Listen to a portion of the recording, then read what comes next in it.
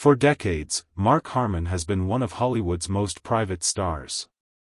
He's a man whose quiet integrity on screen is matched only by how fiercely he protects his family off-screen. But now, after years of staying silent, the story of a family tragedy he was pulled into is coming to light. It's about the turbulent, complex, and ultimately heartbreaking marriage of his sister, Kristen Harmon, to the legendary rock and roll icon, Ricky Nelson. What really happened behind the closed doors of this famous American family? How did their fairy tale romance crumble into a nightmare of addiction and public fights? And most critically, why did Mark Harmon, a man who hates the spotlight, risk his career and his relationship with his sister to try and save his young nephew? The answers reveal a story far more devastating than the tabloids ever told. That in the world of American celebrity, few families felt as legendary as the Nelsons and the Harmons. They were like two dynasties, each living out a different version of the American dream. The Nelsons, with Ozzie and Harriet, were television's perfect family, where their real lives blended right into their show, The Adventures of Ozzie and Harriet. Their youngest son, Ricky, was the poster boy for this wholesome image, a teen idol whose polite rebellion and hit songs made him a heartthrob in millions of homes. Then you had the Harmons, a family built on sports royalty and old Hollywood glamour. The dad, Tom Harmon, was a Heisman-winning football legend, and the mom, Elise Knox, was a film actress.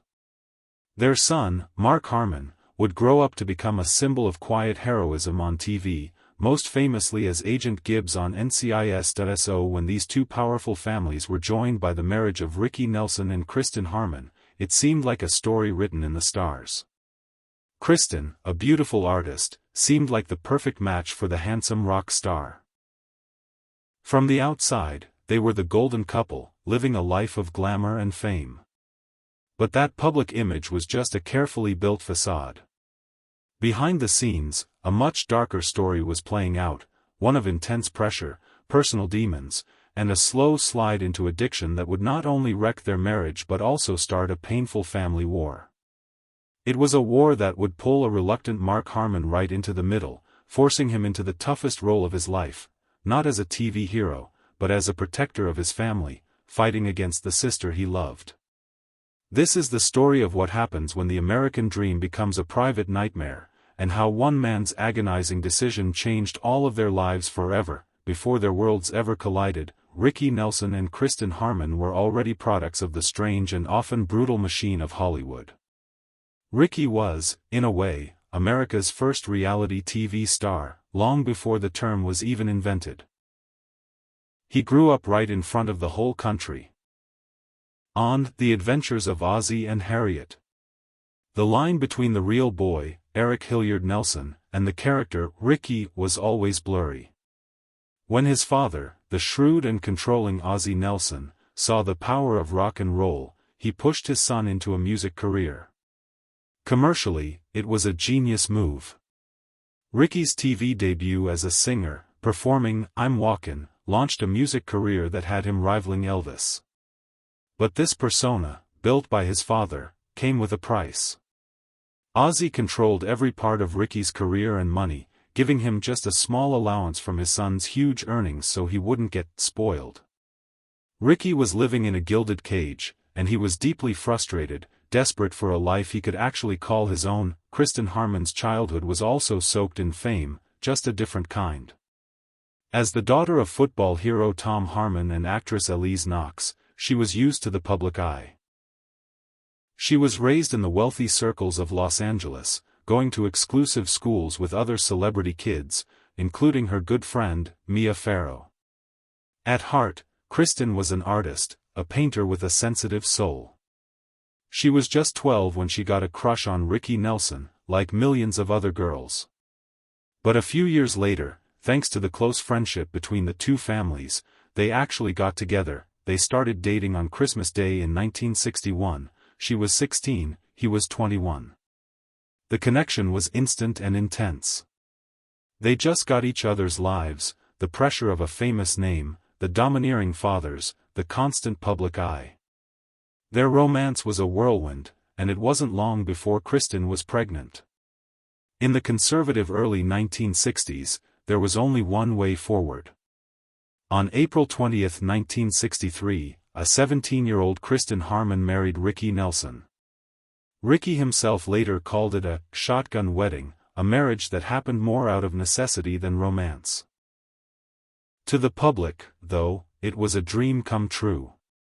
Kristen was quickly brought into the family business, joining the cast of Ozzie and Harriet as Ricky's on-screen wife. They even starred in a movie together, Love and Kisses, that mirrored their own lives as a young married couple. Their first child, Tracy, was born just 6 months after the wedding, followed by twins Gunnar and Matthew, and then their youngest, Sam. They bought Errol Flynn's old estate and lived a life that seemed impossibly glamorous. But the foundation of their fairy tale was shaky, and just beneath the surface, cracks were already starting to show. That perfect image on TV and in magazines couldn't have been further from the truth of Ricky and Kristen's life. The very fame that gave them their lifestyle was also what was tearing them apart. Ricky was stuck on a hamster wheel of touring. The British invasion had changed music, and his style of rock and roll wasn't a guaranteed hit anymore. To keep up with their crazy spending, he had to be on the road constantly. This left Kristen at home, feeling alone and abandoned. Raising 4 kids mostly by herself, their spending was a runaway train. Both Ricky and Kristen had grown up with business managers handling the money, so neither of them had any real financial discipline. They burned through cash on cars, renovations, and vacations, which just put more pressure on Ricky to keep earning. Kristen wanted him to quit the grueling tours and focus on acting, but they couldn't afford it. This fight over his career became a constant source of bitterness between them, and in that pressure cooker of loneliness, resentment, and rock and roll excess, substance abuse started to take hold. It began socially, like it often did. "We were hippie rock and rollers," Kristen later said.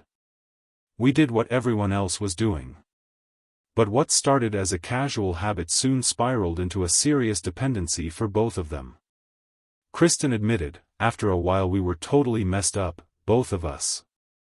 The drugs just made everything worse, fueling paranoia and jealousy."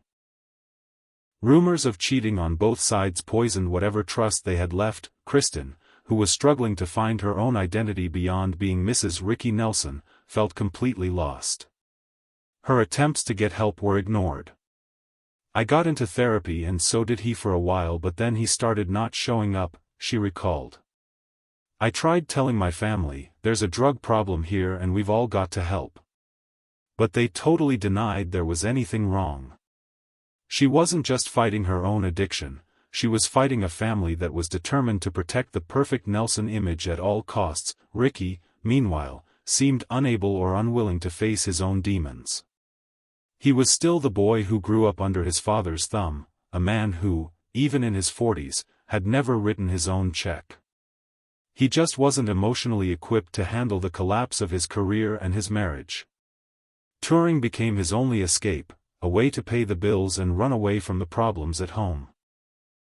But the problems only got worse, festering in the space between them. The fairy tale was over.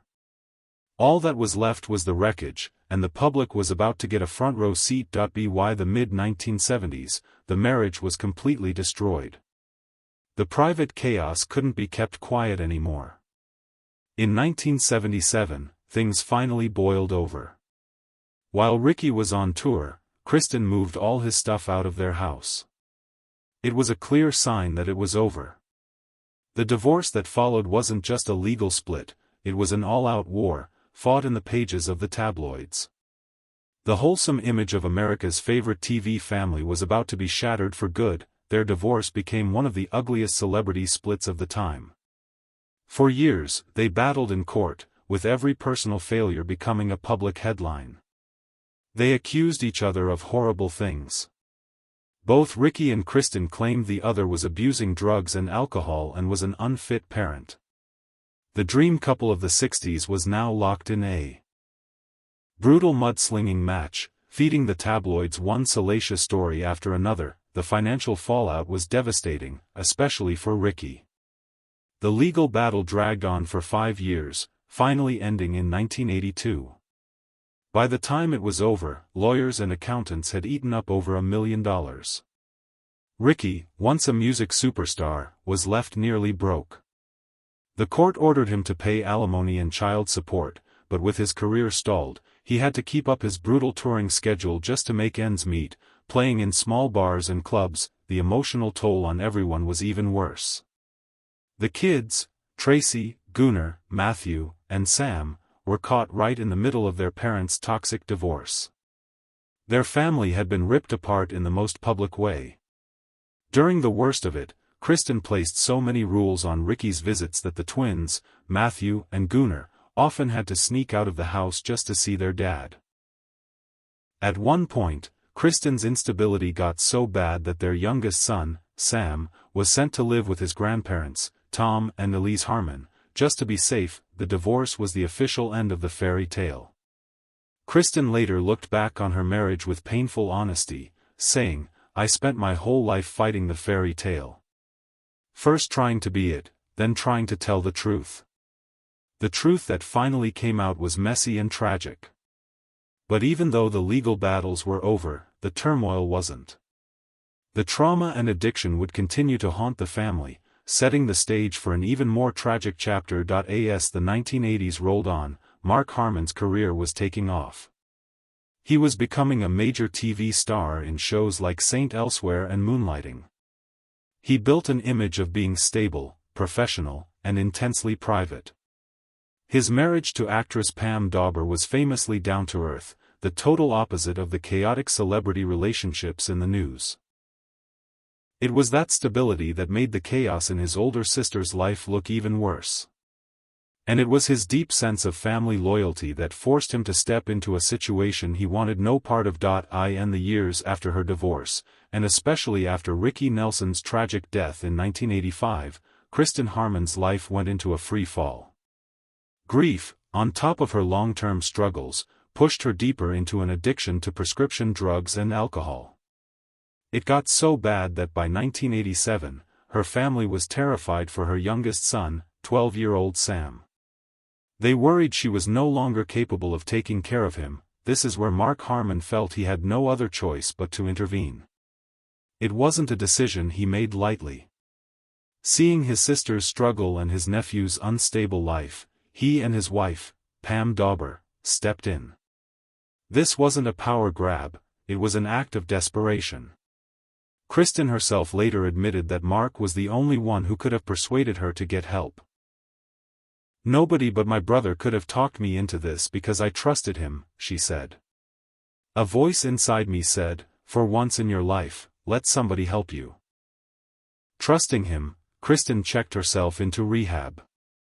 While she was gone, Sam went to live with his Uncle Mark and Aunt Pam, but what happened next turned this family crisis into a legal war. The day Kristen was supposed to be released from rehab, proud that she'd completed the program, she was blindsided. She was told that Mark and Pam were now seeking permanent custody of Sam and that Mark's lawyers had already gone to court. "At first, I thought it was a joke," she recalled. It wasn't a joke. Mark's legal filing argued that his sister was an unfit mother because of her drug dependency. The custody hearing that followed exposed the family's deepest wounds. Pam Dawber testified that Sam was afraid to go home and described Kristen's behavior as erratic. A psychiatrist, hired by Harmon, testified that since his father's death, Sam had gravitated toward his uncle as a much-needed father figure. For Mark Harmon, this public fight was a nightmare. He was a man who avoided tabloids at all costs, and now his family's private pain was front-page news. But in his mind, it was a necessary evil.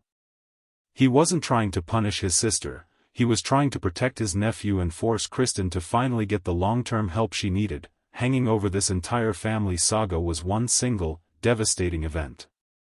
On New Year's Eve, 1985, just a few years after his bitter divorce from Kristen was finalized, Ricky Nelson was killed. He, his fiancée, and 5 members of his band were on their way to a New Year's Eve show in Dallas.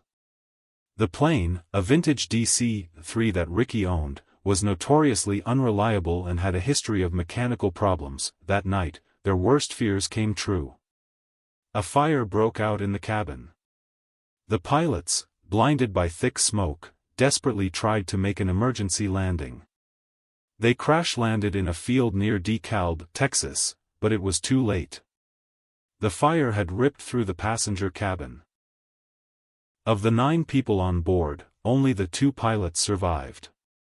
Ricky Nelson, the former teen idol who was afraid of flying, was dead at 45. The news sent a shockwave across the country.